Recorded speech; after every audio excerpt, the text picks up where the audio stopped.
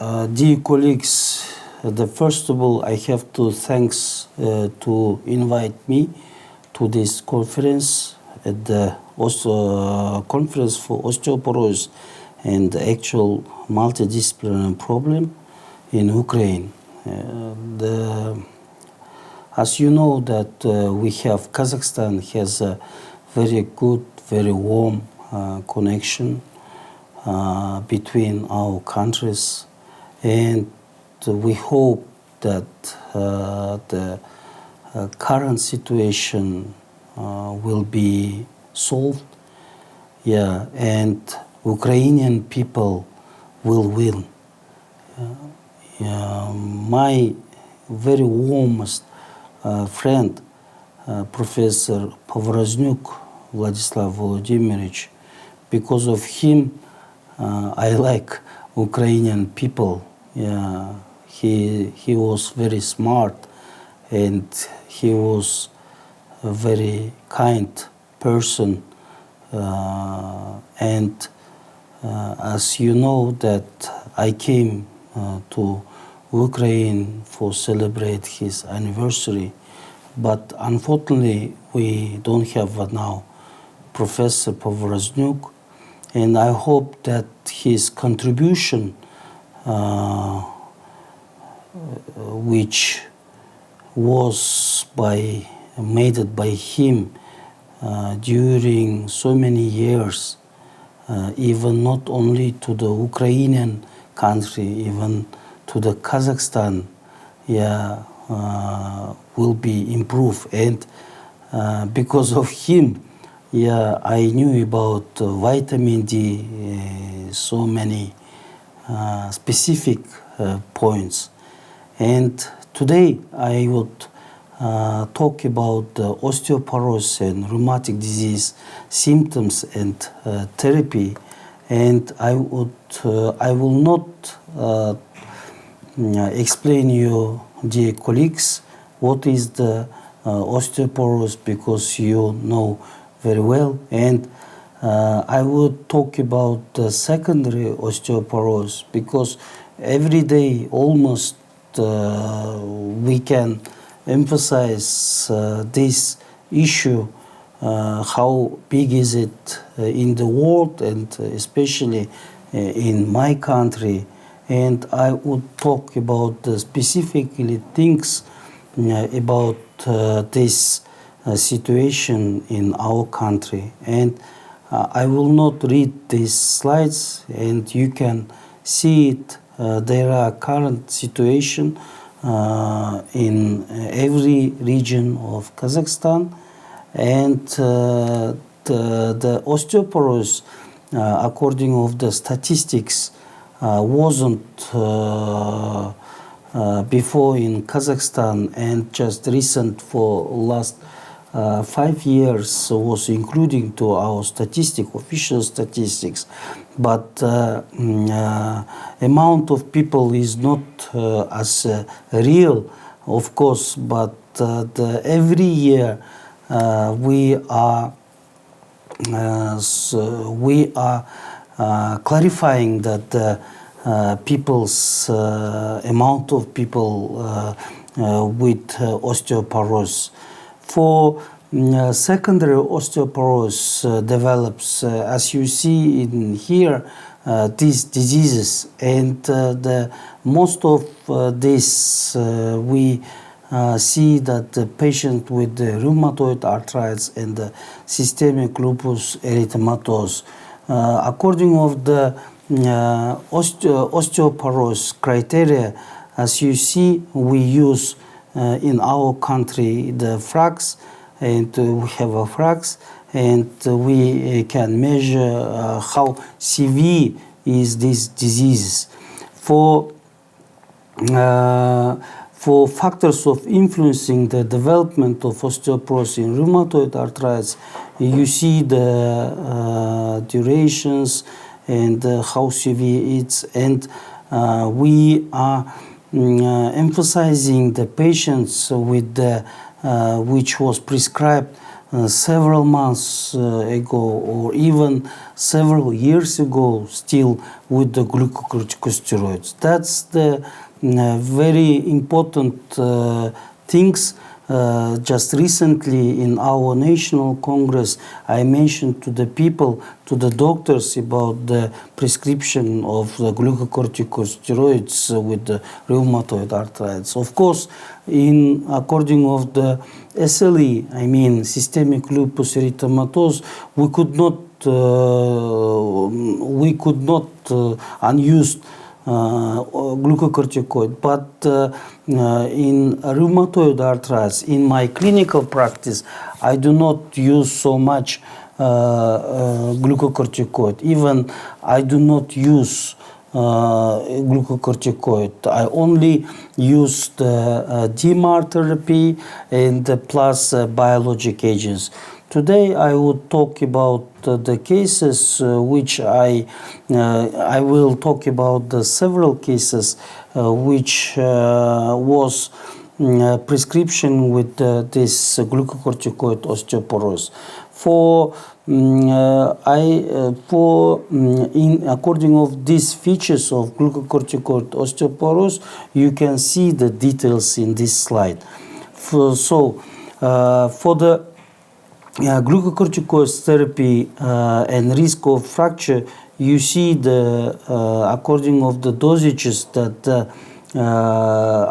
the risk will be already, of course, at low dose of glucocorticosteroids, the risk of vertebral fractures is even 55% higher. The development of osteoporosis and joint dysfunction in chronic rheumatoid inflammation, you see that, as you know, how many pro-inflammatory cytokines, so many, and this, of course, can be, the most of the reasons of these diseases. So, next slide. Yeah, I would not talk so much about the pathogenesis, as I mentioned before, that so many factors become as a risk of the osteoporosis. In this slide, you see the article which was published in 2021 with our colleagues from, I think it's from China. Yeah, there you see that to establish the model for osteoporosis risk in patients with rheumatoid arthritis and validate the model, a newly generated predictive model has been suggested to have good differentiation, calibration, and clinical validity, and maybe a useful clinical model for predicting osteoporosis in patients with rheumatoid arthritis. And the purpose is to establish a prediction model for osteoporosis risk in patients with rheumatoid arthritis and validate the model internally and externally. So results of this article is of variables presumably predicting osteoporosis among patients with osteoporosis and patients without osteoporosis in the learning sample. And with the exception of gender, there were differences between patients with and without osteoporosis, and the differences were statistically significant. Treatment of osteoporosis in patients with rheumatoid arthritis. As you see in this slide, there are several approaches of the treatment have to be together, and including non-pharmacology therapy. And For anti-osteoporotic drugs, for rheumatoid arthritis and classification for bisphosphonates, I would not talk about this because you colleagues very much know about this. I just show you the as a type of these drugs, medicines, and then I would more how can I say? I would more specifically talk about the teriparatide and denosumab, because in my practice I used it so much and I see the patients with the good results. Even today, 83-year-old women, after 6 months therapy, we got very good results according of the results of the biomarkers of osteocalcin and telepeptide. Then bone density showed us the progressive. So I would talk about some clinical case. I have a couple minutes. I would not to to make you boring, colleagues. This is the patients which came to me, and as you see the faces, so many faces because of adverse effect of glucocorticosteroid, and there are of course that patient has osteoporosis, and then some couple of the clinical case. There are the patients with 1965 years has been born.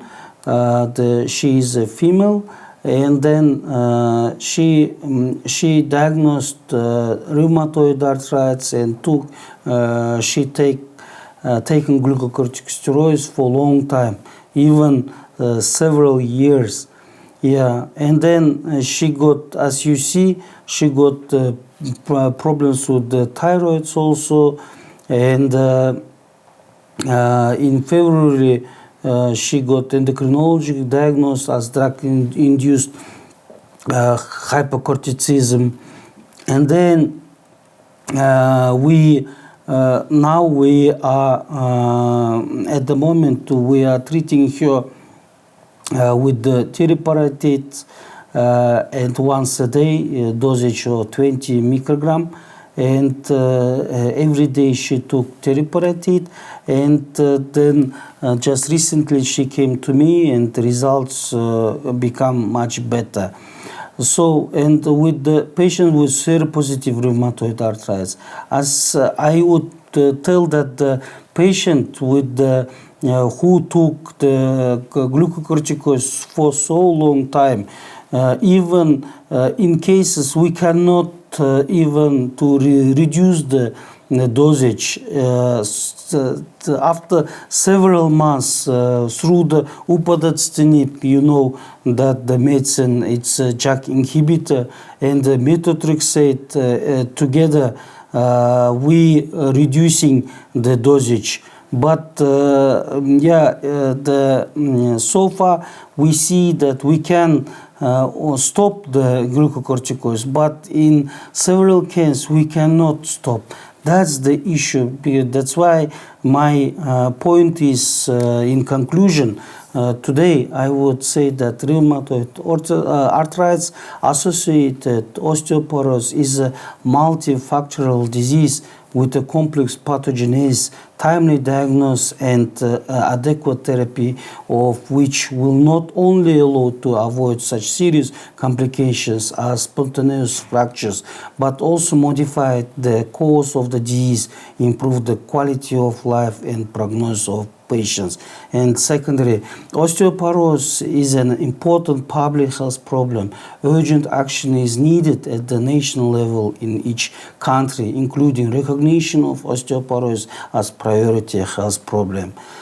Ladies and gentlemen, I appreciated that you invited me to speak about this problem together. Thank you today. Thank you very much.